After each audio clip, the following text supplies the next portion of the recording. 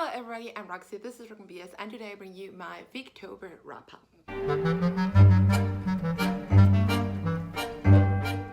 By the way, I don't know what my hair is doing today with these things, but I think I kind of dig it. Anyways, Victober. So, in case you don't know what Victober is, it's basically a month-long reading initiative urging you to pick up Victorian literature, hosted by Kate Howe, Katie from Books and Things, and Lucy from Lucy the Reader. So I will link their wrap-ups if they've already uploaded them, or their announcements if they haven't, so you can check them out. And I will also link my TBR, which was massively ambitious, so you can check that out as well. They were 5 challenges. I'm proud to report I fulfilled all 5. I'm just very proud of myself. However, although my TBR was very ambitious, I actually think that if I had focused only on that TBR, as was the original plan, I would have maybe not completed it, but made a much more significant progress on it. But what happened in the middle of October was that a lot of things were going on, a lot of new projects. I was able to move back to my apartment. I know it doesn't seem like it because I'm here, but that's kind of the point of being able to go back and forth for piano practice reasons, basically. I just switched mental gears and suddenly Victorian literature wasn't what I was craving anymore. That said, I did really enjoy, I think, everything I read, almost everything I read for it, and I just really enjoyed the experience as well, so I'm very happy I participated. It wasn't as successful maybe, or like as exclusively Victober-ish as I expected, but that's fine. So let's begin with the diary or letter collection. I finally did get my hands on Oscar Wilde, A Life in Letters, edited by his grandson Merlin Holland, who is the same editor of the book I intended to read originally, which was about Oscar Wilde's trials. Believe you me, I still want to read that book. It's just that I read this instead. I really love this. This is a very slim selection out of the whole complete letters of Oscar Wilde book, which I do not own. They are organized chronologically. This provides some context for what Wilde was doing, and it almost reads like a biography. I mean, I don't know if you could absolutely substitute for a biography, but if you kind of know what Wilde's story is, what his deal was, and about his life, as you may, especially in English-speaking countries where he's very much, you know, a pop culture figure, you can totally read this as a biography, and that is amazing. Quality-wise, the book is amazing. Personally-wise, I just love how Oscar writes. Even though I was so angry reading this, cue Dua Lipa's New Rules, it was so annoying to see him defend Bovary, his lover, who basically was responsible, or half responsible, for him going to prison. Of course, Oscar heeded his wishes, so that's on him. But you know, it was a very toxic relationship, which makes it fascinating from the viewpoint of just history. But because I also love Oscar Wilde so dearly, I feel so bad. But yeah, so basically he's in love, and then he's reproachful, and then there are no longer any letters to Bovary because they were together and then they were forbidden to write each other, but he talks about it to his best friend Robbie Ross, who supported him all throughout. You don't even get Robbie's letters, although I'm very curious to read them now, but you see Oscar continuously defending Bovary, and it's so infuriating, and you're just like, oh my god, snap out of it. Oscar Wilde also writes just so well. When he talks to publishers, for example, I love his confidence. I just love how subtly he mentions things, and when he praises people, it feels like he loves them. I love Oscar Wilde so much. Speaking of which, I got to Vera and The Nihilists, one of his earlier plays, which is a mess, effectively. It is about this woman who gets involved with a prince, and there are revolutionaries involved, and kind of a double agent sort of situation, and it's very dramatic. Oh, and it's set in Russia, by the way. This is the Russian Revolution we're talking about. Yeah, I mean, it's not the importance of being earnest, let's just say. It's very dramatic and has weird pacing, and it's absolutely unbelievable as a Russian play. However, if you already love Oscar Wilde and you've already read his society plays, I do think you will not waste your time reading this, because it's so fun, and you can see the seeds of Oscar's future plays. You can see the monologues, you can see the wit. And so this actually, and maybe because my expectations were very, very low, was really enjoyable for me. So yeah, objectively, it's not a great play, but I think if you like Oscar Wilde and you've already read his major works, this is not a bad place to move on to. I was planning on reading some of Oscar Wilde's essays, and that was for the equivalent of the favorite modern genre challenge. I ended up picking up Traffic by John Ruskin because I remember I had it and I haven't read any Ruskin. He was a very influential art critic and writer, and he was very radical at the time. This little volume includes 2 essays, Traffic and The Roots of Honor. I'm going to be honest and say that I don't remember The Roots of Honors very well, but I really love Traffic, which is a meditation basically on emerging modernity and aesthetics, and it was really, really good. And I remember liking The Roots of Honor. It's just that I don't remember much, which, you know, I think it tells you a little bit about it, but I think it talks about what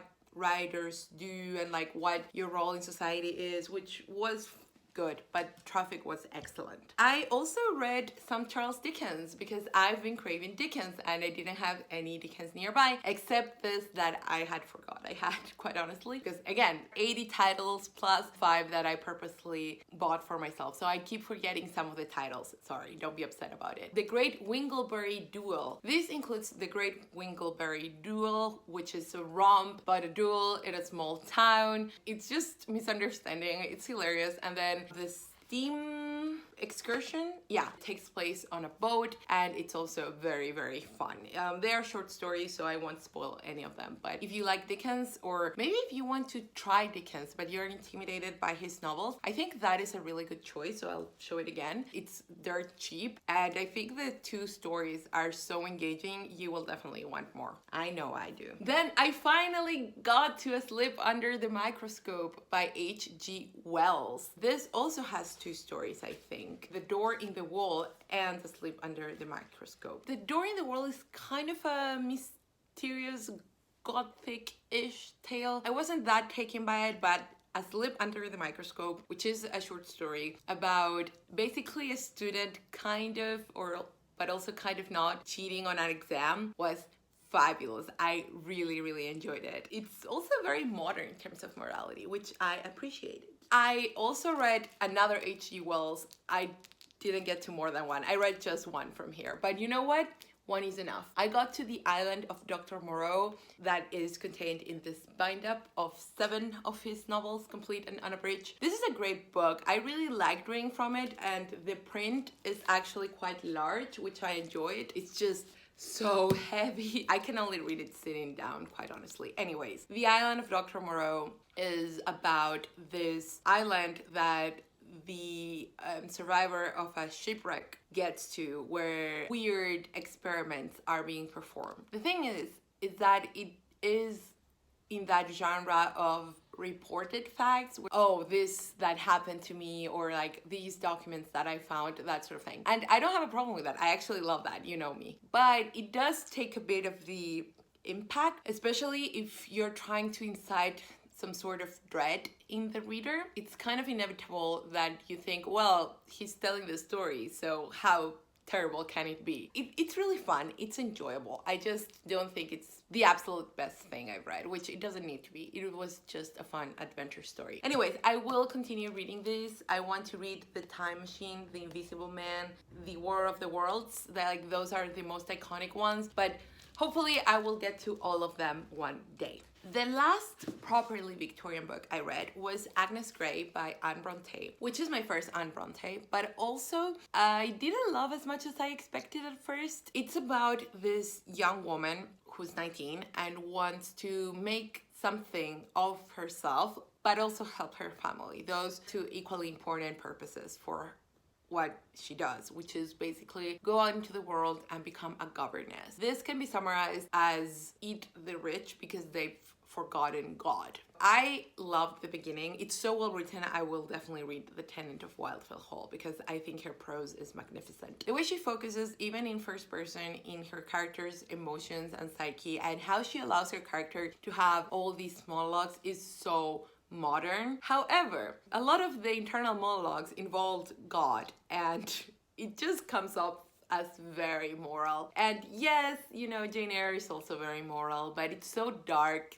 too that you kind of forget this is just straight up moral. However, at the beginning, you get this desire of this young woman to prove herself, to show that she is capable of doing stuff on her own and fending for herself, and I thought that was amazing. Halfway through, loses steam, in my opinion, because it becomes so much of a love story, and Agnes is just so judgy. And you know, fair enough, these rich people are horrible and they are very nasty, but I didn't like that they were so caricaturized. They had interesting personalities, not likable personalities, just interesting. And I feel like if it had been in a different moment or from a different perspective, it would have presented the characters are still unlikable and still hateful, but more three-dimensional, if that makes sense. Still, I did love this, and we reviewed this for our podcast in Spanish, and we really enjoyed the discussion. The more we talked about it, the more we appreciated how advanced for his age it was and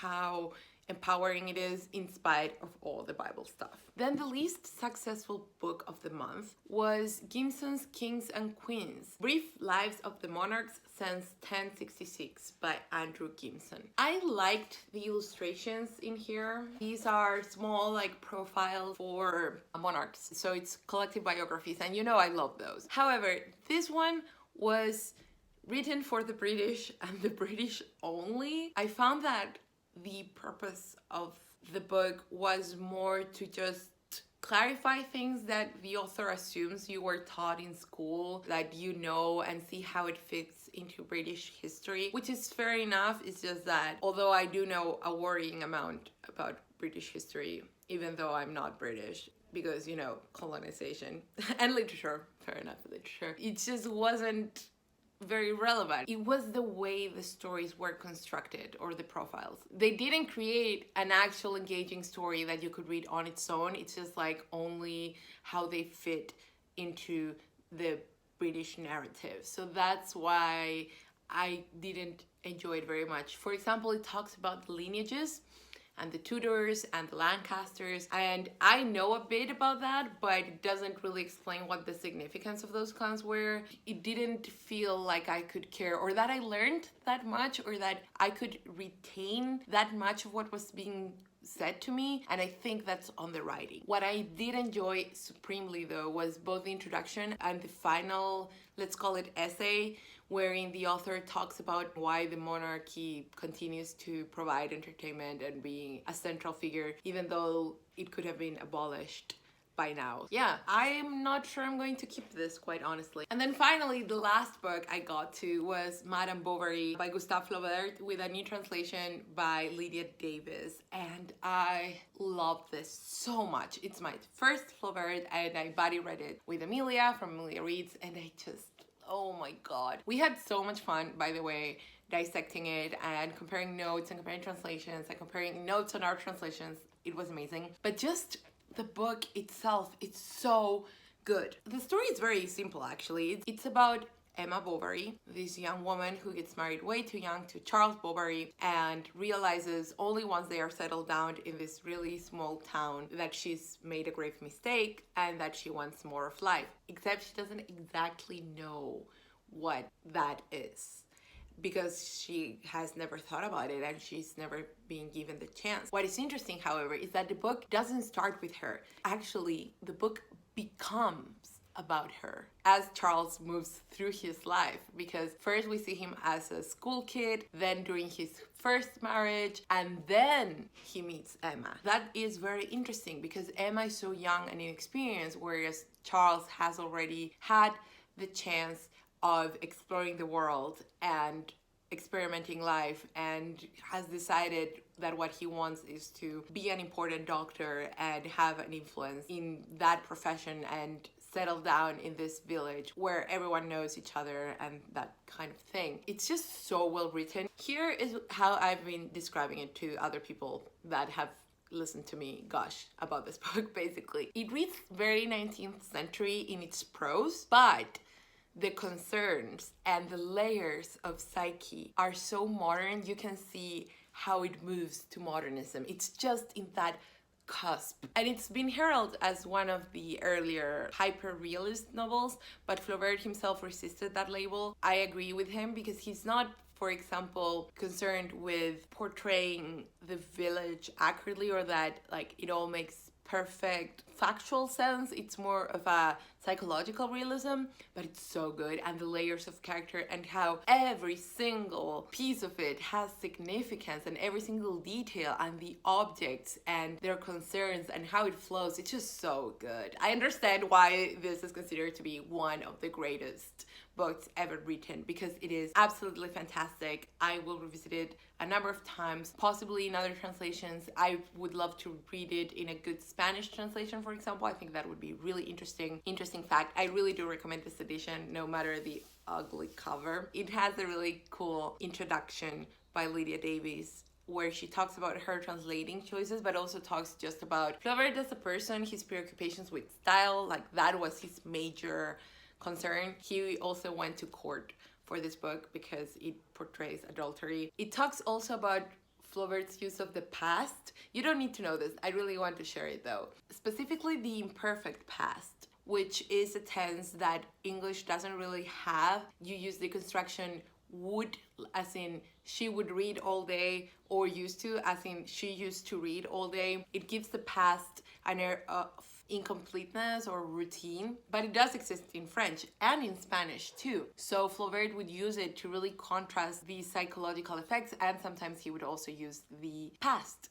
So it's just a fascinating book and a really great edition, really recommend it. However, what I will say is that it has notes, but it doesn't have the numbers in the notes within the narrative. Maybe it's just this copy that was defective, I don't know. But it's just interesting, to say the least, because it's kind of like you need to think about what you don't know to be able to look it up in the notes, if you see what I mean. It's kind of odd. And what if then there's something that you feel like you don't know and you go back and there are no notes? That would be super disappointing. Barring that, which I really didn't appreciate, I ended up reading all the notes at the end and I was like, oh, okay, I get it now. I really still recommend this edition because of its translation and its great initial essay. So that was it. That is all that I read specifically for Victober. Almost all of that was in my original TBR, and I'm just very happy with my participation overall, and just watching all the content and just seeing everyone participating on Instagram was also really cool. I enjoyed it. I hope you enjoyed it too if you participated. If you did, please let me know and what you read for it and what did you think about it. And did you complete the item challenge? Because I did. I uploaded a picture to my Instagram. I will put it here actually, but in case you want to watch that, I was wearing the same thing on my nonfiction November TBR, so I will also link down below and in the eye as always. So yeah, don't forget to leave a comment, like, and subscribe, and see you next time.